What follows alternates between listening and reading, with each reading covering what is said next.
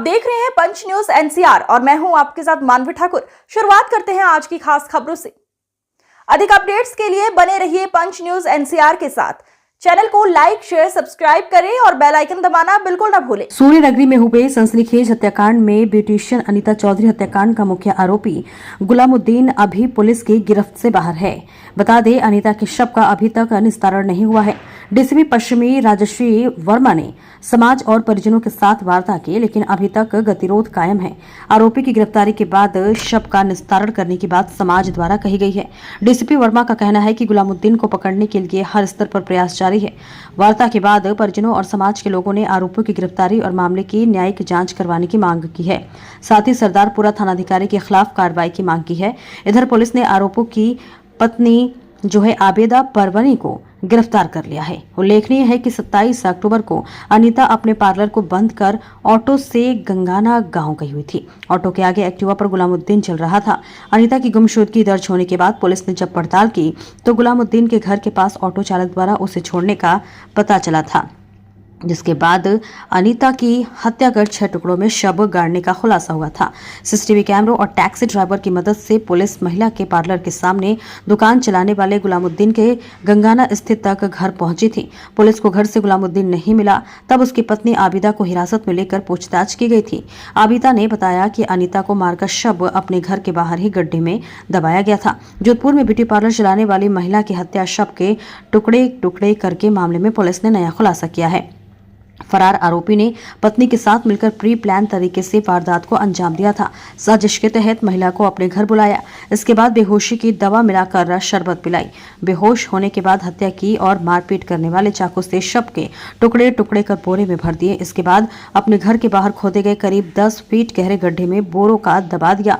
बदबू नहीं आए इसके लिए गड्ढे में इत्र भी छिड़का। मनमोहन चौधरी का कहना है कि उसकी पत्नी का मोबाइल, कपड़े सहित अन्य सामान भी गायब बताए गए हैं।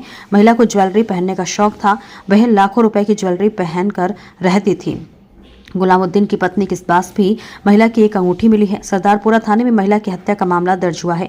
महिला के पति मनमोहन चौधरी ने गुलामुद्दीन फारूकी, उसकी पत्नी और तैयब अंसारी के खिलाफ रिपोर्ट दर्ज करवाई है।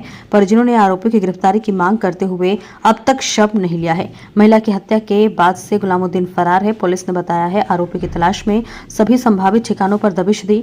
वहीं राष्ट्रीय लोकतांत्रिक पार्टी के सांसद हनुमान बेनीवाल भी मृतका के परिजनों को न्याय दिलाने की मांग सरकार से की है। बहुत बड़ा खुलासा, 6 टुकड़ों में शव मिला था। उसको लेकर आज क्या खुलासा किया गया है और किनको हिरासत में लिया गया, आगे की बिल्कुल 28 तारीख के सुबह हमारे पास एक एफआईआर दर्ज हुआ, जिसमें एक महिला अनीता देवी, जिसकी 50 वर्ष के आसपास है, उनके परिवार वालों के द्वारा बताया गया कि ये महिला इस एफआईआर के अनुसंधान में जब हमने सीसीटीवी फुटेज का एनालिसिस किया, इसका विश्लेषण किया, तो पता चला कि ये एक व्यक्ति जिसका नाम गुलामुद्दीन है, नाडा में रहता है।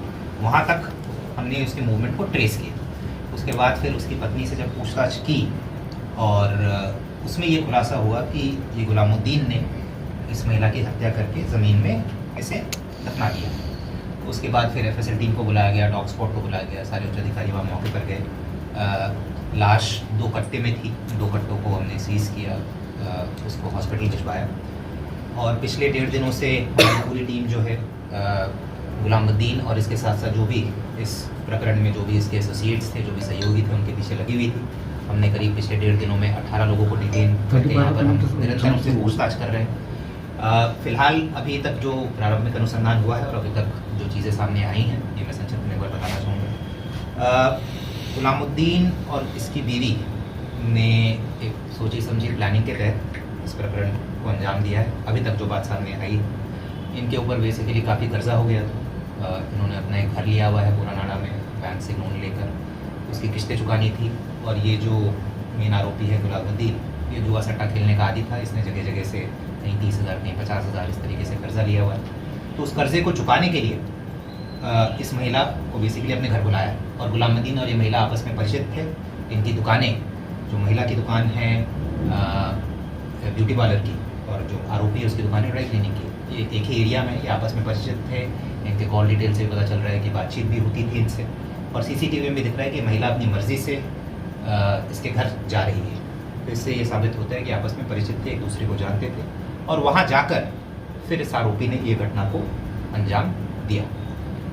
तो अभी तक जो साक्ष्य आए उसके आधार पर ये महिला जो है ये मेन को अक्यूज्ड बनती है, प्लानिंग में भी और फिर एविडेंस को छिपाने में भी, एविडेंस को डिस्ट्रॉय करने में भी इसके विरुद्ध धारा लगेगी। इसको हम जल्दी अभी गिरफ्तारी इसके दिखाएंगे, साक्ष्य इकट्ठा हो गए इसके विरुद्ध। इसके अलावा जो मेन आरोपी है उसके लिए भी हमारी टीम पिछले 1 दिन से लगी हुई है और काफ़ी महत्वपूर्ण साक्ष्य मिले हैं कि वो किस दिशा में गया है, किस तरफ भागा है, और हमारा पूरा प्रयास है कि जल्द से जल्द उसे भी हम गिरफ्तार करके इस पूरे प्रकरण को हम खोल दें। इस जैसे ये पीड़िता वहाँ पहुँची थी जो मृतका है, तो उसको क्या कुछ पिलाया था? हाँ, अभी तक जो जांच में सामने आ रहा है कि शरबत में दवा मिलाकर पिलाया था, और जैसा मैंने बताया कि उद्देश्य था कि भाई इसके पास जो भी पैसे है या फिर जो भी सोने चांदी के जेवर हैं वो बेसिकली लूट कर अपना कर्जा ये चुकाना चाहते थे। बट उस पूरी प्रक्रिया में इस महिला की मौत हो जाती है और उसके बाद फिर ये जो आरोपी है वो इस तरीके का कार्य करता है। ये कोई बात सामने आई है कि क्या कहकर पीड़िता को बुलाया गया था वहाँ पर? नहीं, ये तो अभी एक बार आरोपी की जब गिरफ्तारी होगी तब जो डिटेल्स है, माइन्यूट डिटेल्स की क्या कहकर बुलाया और कोई शामिल था नहीं था, वो चीज़ें क्लियर होंगी। बट फिलहाल हमें सीसीटीवी फुटेज में बस ये दिख रहा है कि महिला अपनी मर्जी से एक ऑटो में बैठ कर जा रही है और उसके घर जो है मतलब कि बिना किसी जोर ज़बरदस्ती के ये जा रही है, अपनी मर्जी से जा रही है। सर, हथियारों का कुछ पता चला? किस तरह का हथियार? बिल्कुल, हथियार अभी हमारी टीम लगी हुई है। एक बेसिकली चॉपर जो होता है उस तरीके का हथियार इस्तेमाल हुआ है और उसके बारे में भी अभी हमें सूचना मिली है, उसको भी दस्तयाबी करने भी हमारी पुलिस टीम गई है।